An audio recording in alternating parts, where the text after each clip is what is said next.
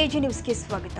ಚನ್ನಪಟ್ಟಣ ಉಪ ಸಮರದಲ್ಲಿ ಕುಮಾರಸ್ವಾಮಿ ವಿರುದ್ಧ ಜಮೀರ್ ವಿವಾದಾತ್ಮಕ ಹೇಳಿಕೆ ವಿಚಾರವಾಗಿ ಮೈಸೂರಲ್ಲಿ ಈ ಬಗ್ಗೆ ಸ್ಪಷ್ಟನೆ ಕೊಟ್ಟಿದ್ದಾರೆ.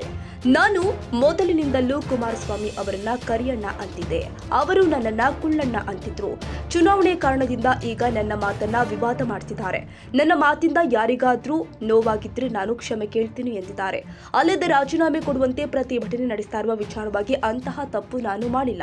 ನನ್ನ ಮಾತಿಂದ ಚುನಾವಣೆಯ ಮೇಲೂ ಕೂಡ ಯಾವುದೇ ಎಫೆಕ್ಟ್ ಆಗಲ್ಲ ಎಂದು ತಮ್ಮ ಹೇಳಿಕೆಗೆ ತೇಪೆ ಹಚ್ಚುವ ಕೆಲಸ ಮಾಡಿದ್ದಾರೆ ಜಮೀರ್ ಅಹಮದ್. ಈಗ ನಾನು ಕುಮಾರಸ್ವಾಮಿ ಅವರಿಗೆ ಎಷ್ಟು ಆತ್ಮೀಯ ಇದ್ರೆ ನಿಮಗೆಲ್ಲ ಗೊತ್ತಿರೋದೇ ವಿಚಾರ.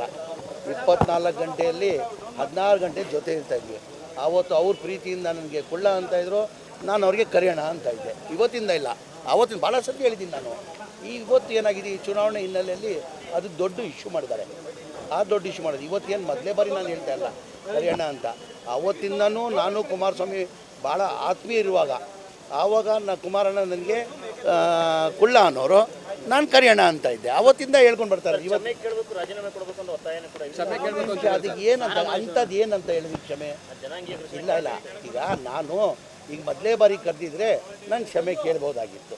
ಮೊದಲೇ ಬಾರಿ ಅವತ್ತಿಂದ ಹೇಳ್ತಲ್ಲ, ನನ್ನ ಪ್ರೀತಿಯಿಂದ ಅವ್ರ ಪ್ರೀತಿಯಿಂದ ನಾನು ಕುಳ್ಳ ಅಂತ ಇದ್ರು, ನಾನು ಅವ್ರಿಗೆ ಕರಿಯೋಣ ಅಂತ ಇದ್ದೆ. ಹಂಗೂ ಅವ್ರಿಗೇನಾರ ಯಾರಿಗಾನ ನೋವಾಗಿದ್ರೆ ಕ್ಷಮೆ ಕೇಳ್ತೀನಿ, ಅದೇನಿದೆ ತಪ್ಪೇನಿದೆ.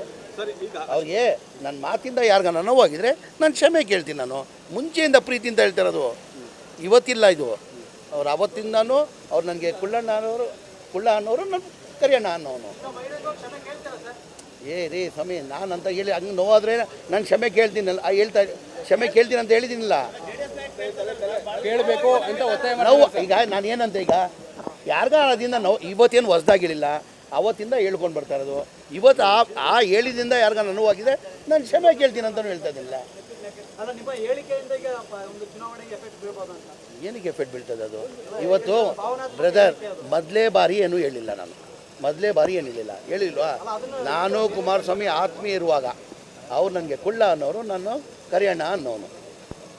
ಈಗ ಆದ್ರಿಂದ ಯಾರನ್ನ JDS ಕಾರ್ಯಕರ್ತರಿಗೆ ನೋವಾಗಿದೆ ಕ್ಷಮೆ ಕೇಳ್ತೀನಿ. ಕನ್ನಡಿಗರ ಮೆಚ್ಚಿನ ನಿಮ್ಮ AJ 24/7 ನ್ಯೂಸ್ ಕನ್ನಡ ವಾಹಿನಿ ಇದೀಗ ಟಿವಿಯಲ್ಲಿ ಲಭ್ಯ. ವೇಳೆ ನೋಟಿಸ್ ಕೊಟ್ಟಿದ್ರೆ ವಾಪಸ್ ತಗೋತೀವಿ. ಇವತ್ತು ವಕ್ಫ್ ಪ್ರಾಪರ್ಟಿ ಅಂತೇಳಿ ಬರ್ತದೆ ಅಂತ ಹೇಳಿದ್ರೆ ರೈತರ ಬೀದಿಗೆ ಬದಲು ಏನ್ ಮಾಡ್ಬೇಕಾಗುತ್ತೆ? ಯಾರು ವೋಟ್ ಹಾಕಲಿಲ್ಲ ಅಂದ್ರೆ ಗ್ಯಾರಂಟಿನೆಲ್ಲ ಸ್ಟಾಪ್ ಮಾಡ್ಬಿಡ್ತೀವಿ.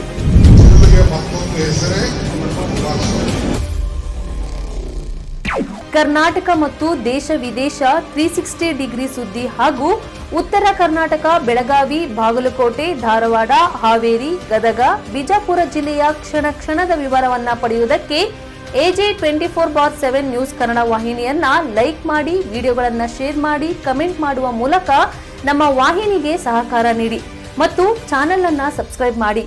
ಧನ್ಯವಾದಗಳು.